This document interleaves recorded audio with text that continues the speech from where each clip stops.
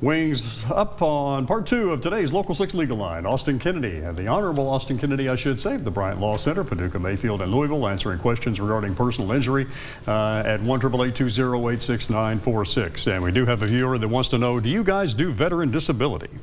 Yeah, I don't know too much about, I guess, what you're asking, just based on the question. We do Social Security disability. We have an attorney in our office that handles the Social Security disability. Typically what she would tell you is that you file the claim on your own, and if you get denied, then she will help you with the appeals process, including taking it to a hearing. We also do Camp Lejeune cases, class action that Emily Rourke and Mark Bryant handle. I believe we're still accepting cases on Camp Lejeune.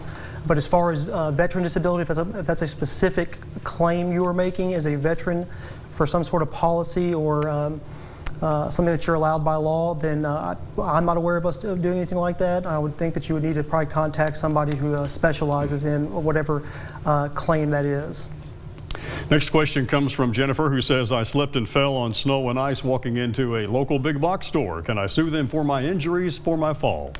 Potentially. Those cases are pretty difficult. Any premises liability or slip and fall cases are difficult because the whole liability part of it is you're trying to prove that the owner, the landowner or the business owner had a duty and they breached that duty and as a result caused your damages. Now it can be something open and obvious where everyone should have seen it. So it creates a problem when it comes to snow and ice.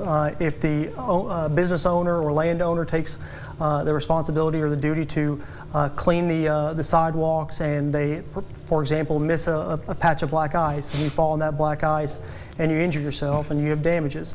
In a case like that, it's going to be a little stronger as far as proving liability because the landowner or the premises owner took the duty to try to clean the area and they negligently missed a particular area which caused your fall. If they didn't take any duty whatsoever and they left it as is and just Mother Nature, had snow and ice and everything on the parking lot, then really it's going to be difficult to prove that because as a landowner or business owner, you're kind of, it's almost to a detriment. If you take the responsibility to do it and you miss something, well, then you're on the hook. If you don't do anything at all, yeah, people are at greater risk, but your liability is a little less in that scenario. Got about 30 seconds left in today's second segment, and someone wants to know that if I'm still in treatment for my injuries, who pays the bills after the PIP money runs out?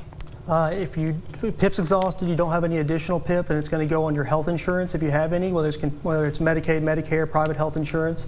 And then if you make a recovery against a third party, say you have a claim for in a car wreck, a bodily injury liability claim, and you make a recovery via settlement or judgment, then your health insurance, whether it be Medicare, Medicaid, or private health insurance, is going to have a right to subrogation. They're able to collect based on what their policy says and what they're entitled to. Sometimes, for example, with Medicaid, it's based on a 75% formula of whatever they pay. Medicare, 66 2/3%. Private health insurance, for the most part, is entitled to a full 100%. However, they will work with you, and your attorney also handles that. Should handle that in your case as well. So it wouldn't be something you have to deal with necessarily.